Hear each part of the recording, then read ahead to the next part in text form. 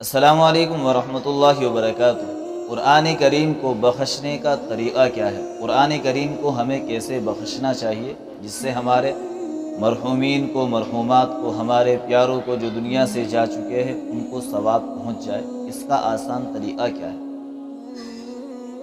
دیکھیں، کیونکہ یہ سوال ہماری بہنوں کی طرف سے اور ہمارے بہت سے بھائیوں کی طرف سے بہت کثرت کے ساتھ آتا ہے۔ بہت لوگ اس بارے میں پوچھتے ہیں، پریشان رہتے ہیں کہ ہمیں قرآن کیسے بخشنا چاہیے۔ پھر وہ پریشان ہو کر کسی مسجد کے امام صاحب کے پاس جاتے ہیں، کسی عالم کو ڈھونڈتے ہیں، کسی حافظ قرآن کو گھر بلاتے ہیں کہ بھائی ہم نے یہ قرآن پڑھے، اتنے پڑھے اور ان کا ثواب ہمارے پیاروں کو بخش دیجیے۔ دیکھیے، آج انشاءاللہ میں اس مسئلے کو بہت آسان لفظوں میں کلیئر کرنے جا رہا ہوں۔ بہت غور سے سنیے گا اور سمجھنے کی کوشش بھی کریے گا اور دوسروں تک بھی ضرور پہنچائیے گا۔ دیکھیے، قرآن کریم کو بخشنے کا مستقل الگ سے طریقہ ثابت نہیں ہے کہ کوئی مستقل الگ سے طریقہ ہو، باقاعدہ اس کے لیے کوئی الگ سے صورتیں پڑھی جاتی ہو یا کوئی اس کے لیے الگ سے کوئی نماز ہو۔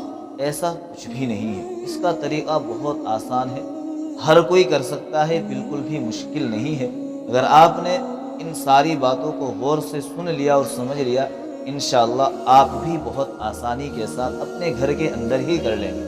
خواتین بھی اپنے گھروں میں آسانی کے ساتھ قرآن کریم کو بخش دیں گی اور مرد حضرات بھی بہت آسانی کے ساتھ قرآن کریم کو بخش دیں گے۔ دیکھیں، نبی صلی اللہ علیہ وسلم کی ایک حدیث ہے۔ آپ علیہ الصلاۃ والسلام نے فرمایا، انما الاعمال بالنیات، کہ انسان کے اعمال کا دار و مدار اس کی نیتوں پر موقوف ہے۔ وہ جیسی نیت کرتا ہے، اللہ تبارک و تعالیٰ اس نیت کے بدل میں ویسے ہی اس کا اجر لکھ دیتے ہیں۔ اگر وہ غلط نیت کرے گا تو اس پر اس کو سزا ملے گی، اچھی نیت کرے گا تو اچھی نیت پر اللہ کی طرف سے اس کو انعام بھی ملے گا۔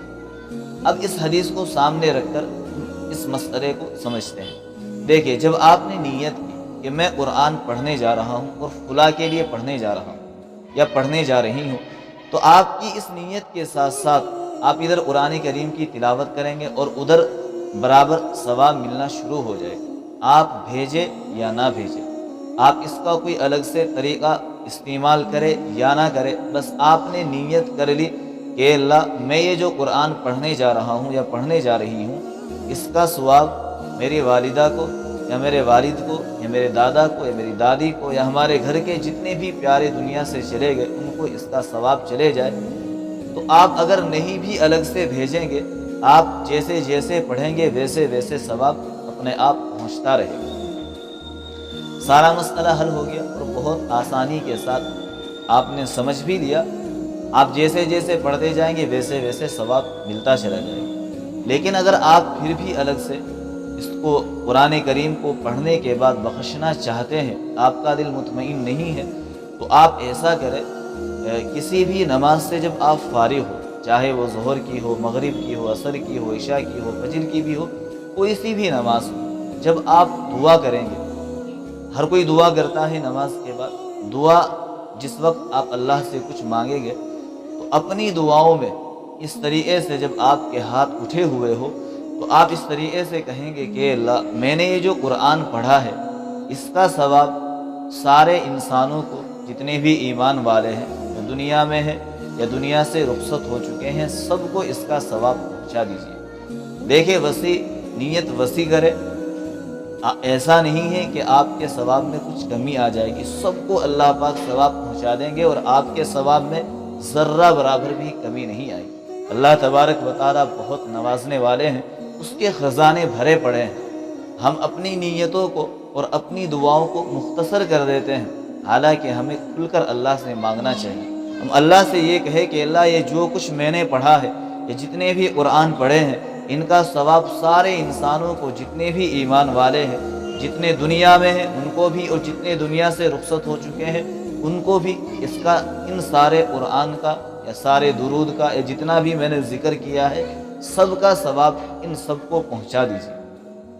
اس کے بعد آپ کہیں گے کہ اللہ، یہ جو میں نے پڑھا ہے اس کا ثواب تمام انبیاء کو، خصوصاً حضرت رسول کریم صلی اللہ علیہ وسلم کو، اہل بیت کو، صحابہ کو، تابعین کو، تابعین کو، بزرگوں کو، سب کو اس کا ثواب پہنچا دیجیے۔ پھر اس کے بعد آپ تیسرے نمبر پر یہ کہیں گے کہ اے اللہ میرے گھر میں سے جتنے بھی لوگ میرے چاہے مرحومین ہو یا مرحومات ہو، جتنے بھی میرے پیارے میرے گھر سے رخصت ہوئے، میرے دادا ہے، دادی ہے، نانا ہے، نانی ہے، چاچی ہے، چاچا ہے، یا جو بھی ہے، اے اللہ سب کو اس کا ثواب پہنچا دیجیے۔ کتنا آسان طریقہ ہے، اور ہم اس کے اندر بہت زیادہ الجھے رہتے ہیں، الجھن کے شکار رہتے ہیں۔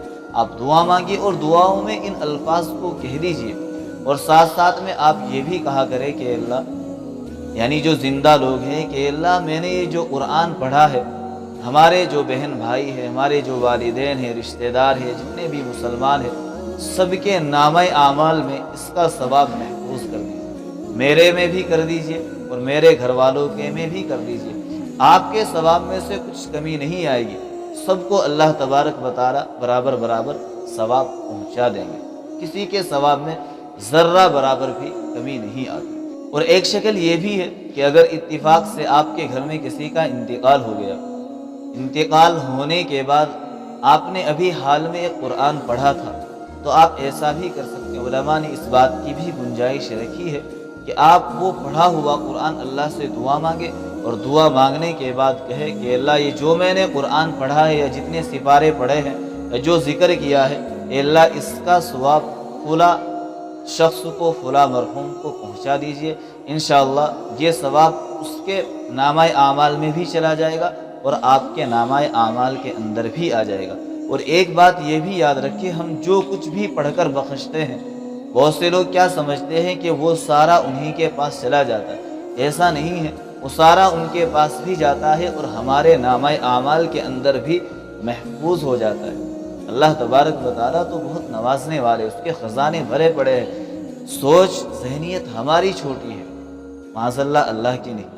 اللہ تو نوازتے ہیں، دیتے ہیں، مانگنے والا کوئی چاہیے۔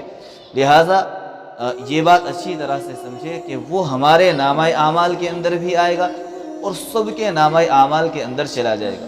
اور اللہ تبارک و تعالیٰ اس عمل سے تو بہت زیادہ خوش ہوتے ہیں، جو انسان سب کے لیے دعا کرتا ہے، سب کو پڑھ کر بخشتا ہے، صرف اپنے گھر والوں کا خیال نہ کرے، صرف اپنے گھر والوں کے لیے ہی نہ بخشے، بلکہ جتنے بھی اہل ایمان ہیں، جتنے بھی مسلمان ہیں، سب کو اپنی دعاؤں میں یاد رکھ کر سب کو بخش دیں۔ انشاءاللہ یقین جانیے آپ آخرت میں اس کا بہت بڑا انعام پائیں گے۔ جب آپ اپنی قبر کے اندر پہنچیں گے تو لوگ آپ کو بھی ایسے ہی پڑھ پڑھ کر ضرور بخشیں گے۔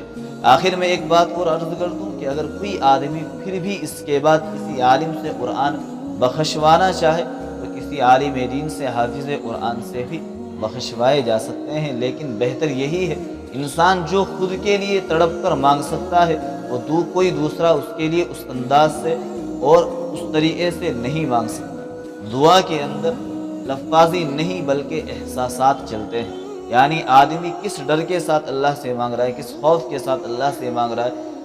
ٹوٹے پھوٹے الفاظ بھی اللہ کے یہاں بہت زیادہ مقبول ہے۔ ماں کو اس بچے پر بڑا پیار آتا ہے جس سے بولنا بھی نہیں آتا، جب وہ بولنا سیکھتا ہے تو ٹوٹے پھوٹے جو الفاظ ہوتے ہیں ماں ان بچوں سے بہت زیادہ پیار کرتی ہے۔ تو ایسے ہی اللہ تبارک و تعالیٰ ان لوگوں سے بہت زیادہ پیار کرتے ہیں جو یہ کہتے ہیں کہ ہم سے تو مانگنا ہی نہیں آتا، مانگنا نہیں آتا، ہاتھ اٹھا لے اور روتے رہے اور بس کچھ نہ کچھ بولتے رہے۔ انشاءاللہ آپ کی یہ دعائیں بہت زیادہ قبول ہوگی اور آپ کا قرآن بھی انشاءاللہ بخشا جائے گا۔ دعا کریں کہ اللہ پاک ہم سب کو صحیح بات کہنے کی، عمل کرنے کی توفیق عطا فرمائے۔ السلام علیکم ورحمۃ اللہ وبرکاتہ۔ Subscribe Maulana Farman Naseem to get more videos.